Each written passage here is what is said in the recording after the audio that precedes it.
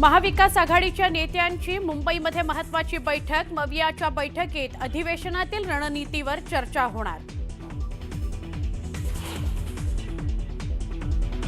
राष्ट्रवादी काँग्रेसच्या राष्ट्रीय कार्यकारिणीची 26 फेब्रुवारीला बैठक। सुनेत्रा पवार यांची पक्षाच्या राष्ट्रीय अध्यक्षपदी निवड होणार।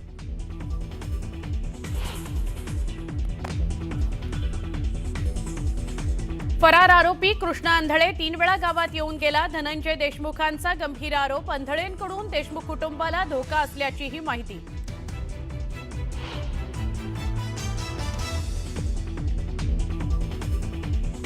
सुनेत्रा पवारांच्या गाडीतील शासकीय चालकाला उतरवून अनिल तटकरेंनी चालवलं वाहन। अनिकेत तटकरे यांच्यावर चोहीकडून टीका।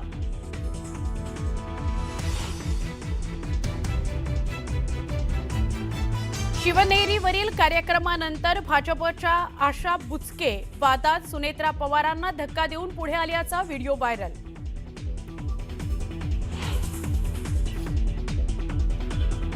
पुण्यातील खेडमध्ये बिबट्याचा वावर। सीसीटीव्हीत कैद। नागरिकांमध्ये भीती।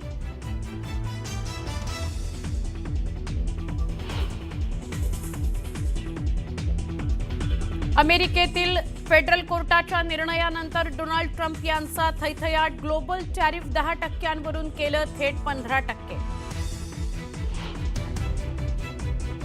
सरपंच संतोष देशमुख हत्या प्रकरणातील फरार आरोपी कृष्णा आंधळे 3 वेळा मस्तजोगला येऊन गेल्याचा दावा धनंजय देशमुखांनी केलाय। खरं तर कृष्णा आंधळे पोलिसांच्या दप्तरी फरार आहे। पोलीस त्याचा शोध घेतायत। मग कृष्णा आंधळे गावी कसा आला आणि जर धनंजय देशमुखांचा दावा खरा मानल्यास कृष्णा आंधळेला कुणाचा आशीर्वाद आहे असे एक ना अनेक प्रश्न आता सध्या निर्माण आहेत। संतोष देशमुखांची 9 डिसेंबर 2024 साली निर्घृण हत्या करण्यात आली होती। या हत्येप्रकरणी वाल्मिक कराडसह 7 आरोपी अटकेत आहेत, तर कृष्णा आंधळे अजूनही फरार आहे। त्यामुळे कृष्णा आंधळेला लवकरात लवकर अटक करावी अशी मागणी धनंजय देशमुखांनी केली आहे।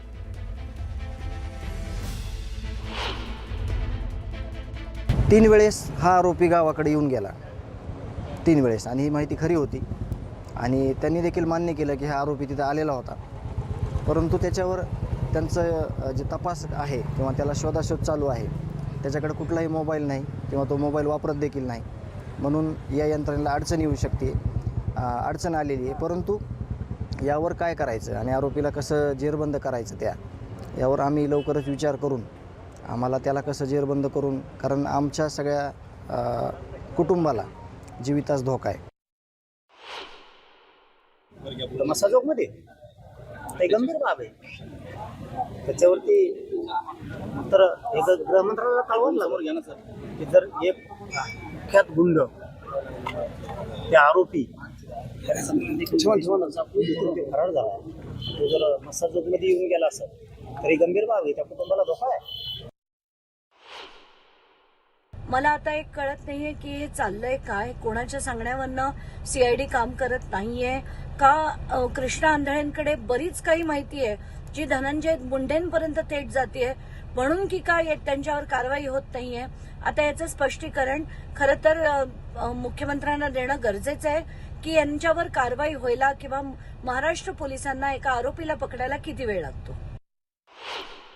माननीय मुख्यमंत्री चौकशी करतील, ते गृहमंत्री आहे।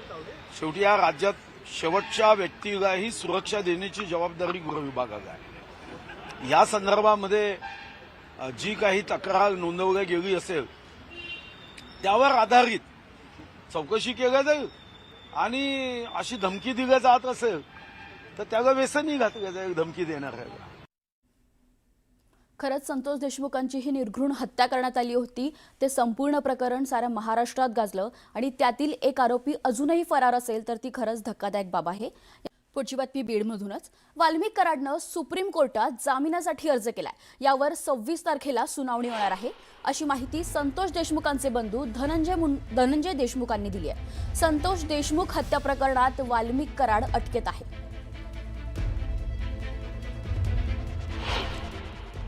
दोन महिने अगोदर ज्यावेळेस डिसेंबर 17ला बेल रिजेक्ट झाली हायकोर्टात, त्याच्या काही दिवस पुढं एक 8 दिवसाच्या आतच आम्ही सर्वोच्च न्यायालयामध्ये आम्ही कॅव्हेट दाखल केलं होतं आणि ते कॅव्हेट दाखल केल्याप्रमाणे त्यांनी 1-2 महिने म्हणजे शांत बसून आता तिथं अपील केलेलं आहे. परंतु प्रत्युत्तरात आमचे जे वकील आहेत सरकारी पक्षाकडून दिलेले, ते वकील आणि आम्ही त्यावर जे काही 26 तारीख आहे त्याची, तर त्या तारखेला आम्ही प्रत्यक्ष दिल्लीला उपस्थित राहणार आहोत. कुठं जाय म्हणा, तू सुप्रीम कोर्टात जाय, नाही तर ट्रम्पकडे जाय, तिकडं कुठं जाय, तुला सुट्टीच नाही. इतकं पाप केलंय ना तुम्ही, उलट त्याच्याच कुटुंबाने सांगायला पाहिजे. आता हे सगळं धन्यामुळे भोगलंय, हे सगळं प्रॉपर्टी धन्यामुळे. आणि आता आमचा माणूस आत गेलाय, त्याच्या बायकोने त्यांनी सांगायला पाहिजे. आशावर जगू नये त्यांनी, आज येईन उद्या येईल. आता बाहेर नसतो खेळ. इतका क्रूर खून करणारा बाहेर असतो का? आणि सरकार टिकल का? त्याला जर जामीन झाली ना, सरकार पडलं त्या दिवशी. सरपंच संतोष देशमुख हत्या प्रकरणातली पुढची बातमी आहे. सरपंच संतोष देशमुख हत्या प्रकरणातील फरार आरोपी कृष्णा आंधळे 3 वेळा मस्ताजोगला येऊन गेल्याचा दावा धनंजय देशमुखांनी केलाय. खरं तर कृष्णा आंधळे पोलिसांच्या दप्तरी फरार आहे. पोलीस त्याचा शोध घेत आहेत. मग कृष्णा आंधळे गावी कसा आला आणि जर धनंजय देशमुखांचा दावा खरा मानल्यास कृष्णा आंधळेला कुणाचा आशीर्वाद आहे, असे एक ना अनेक प्रश्न आता सध्या निर्माण आहेत. संतोष देशमुखांची 9 डिसेंबर 2024 साली निरघुडून हत्या करण्यात आली होती. या हत्येप्रकरणी वाल्मिक कराडसह 7 आरोपी अटकेत आहेत. तर कृष्णा आंधळे अजूनही फरार आहे. त्यामुळे कृष्णा आंधळेला लवकरात लवकर अटक करावी अशी मागणी धनंजय देशमुखांनी केली आहे.